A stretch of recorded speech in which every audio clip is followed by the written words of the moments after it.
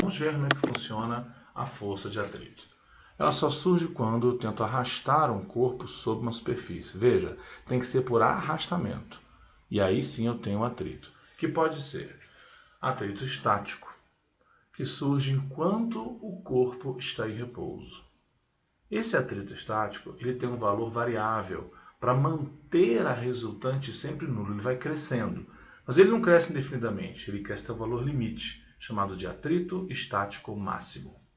Bom, o outro atrito que temos é o cinético, que surge quando o atrito estático máximo é superado, ou seja, o corpo começa a ser deslizado sobre a superfície.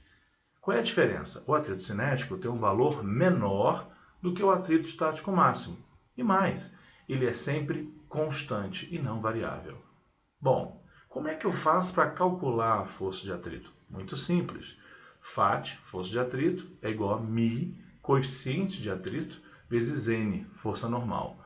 Essa letrinha em verde não é um U não, viu gente? É μ, ok? Depende da superfície, depende da rugosidade entre as superfícies de contato. E N é a força normal, reação das superfícies de apoio.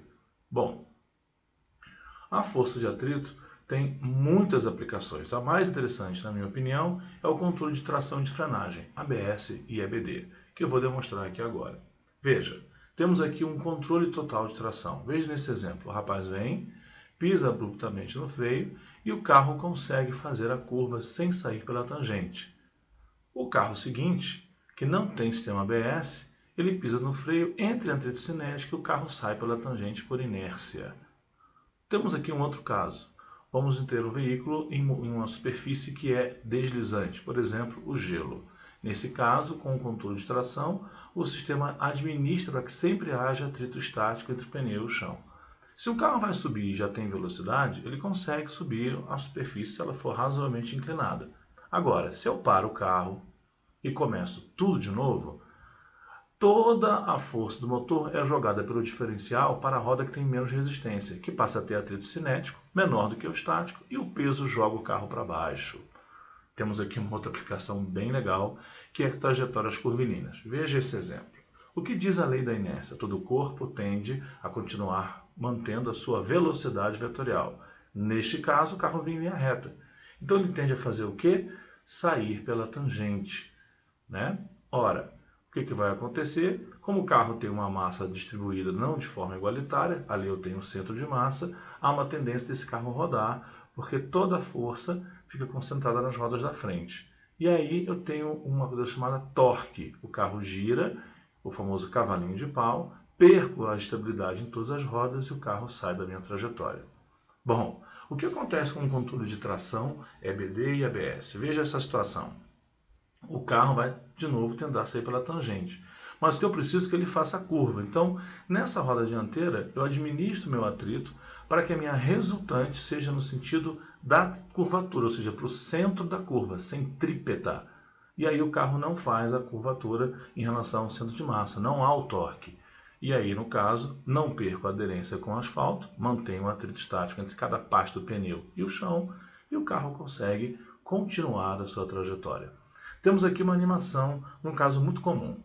O veículo vai fazer uma curva para a esquerda e de repente você vai perder a aderência na parte traseira. Veja que o que está em clarinho é onde o carro deveria estar, mas ele saiu. O que o sistema faz? Freia sozinho a roda do lado direito, promovendo um anti-cavalinho de pau, um pequeno torque, e o carro volta à trajetória original.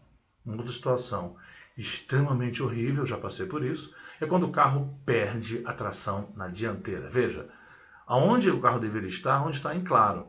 O que o sistema faz? Ele freia sozinho a roda traseira esquerda, promovendo um torque, um cavalinho de pau, e o carro retorna à trajetória original. Vamos ver isso em termos reais, não mais em termos de computação. Temos aqui um carro vindo uma trajetória, uma estrada apertada, né, asfalto e grama, e um outro veículo vem e ele é obrigado a desviar. O que acontece? As rodas que estão na grama mantêm a tração, o atrito cinético acontece e o carro perde completamente a estabilidade. Com esse tal de controle de tração, EBD, o que acontece? Na hora que o carro sai, que as rodas dianteiras e traseiras vão para a grama, eu continuo mantendo a tração apenas na roda que vão para o asfalto. Presta bem atenção, a tração fica nas rodas que estão no asfalto. E com isso o carro mantém a aderência, mesmo que eu seja um motorista muito barbeiro. Eu não vou sair e não vou derrapar, ok? Uma outra situação comum, mesmo para motoristas experientes, é quando surge um obstáculo inesperado, que é o caso, vamos ver aqui agora. Na hora que surge isso, não adianta, o cara ficar nervoso e faz o quê? Entra em desespero e pisa com tudo no pedal do freio e da embreagem. Ora, sem o ABS, sem o controle anti-tração, o carro derraparia e bateria no trator, mas com o ABS ele mantém a aderência máxima ao asfalto. Temos aqui uma animação muito comum do que acontece hoje em dia. Eu vou desviar de um objeto no meio do caminho, em alta velocidade. Como o motor está na frente, o centro de massa do carro está na frente. Há uma tendência de torque e o carro sai derrapando. É o que aconteceu com o carro cinza. Aqui em situação prática, joguei um obstáculo, ó, e o carro não derrapou. Por quê? Por minha capacidade? É o controle de tração e a ABS que faz isso. É tudo eletrônico, gente, para manter o atrito estático máximo. Veja, quando a roda trava, ela libera sozinho para evitar que o carro passe a deslizar, que o pneu passe a deslizar. Com isso, eu vou administrando tudo de maneira eletrônica e em milésimos de segundo. Por isso que você não consegue fazer isso sozinho com o pedal. Tem que ter um sistema eletrônico, o ABS.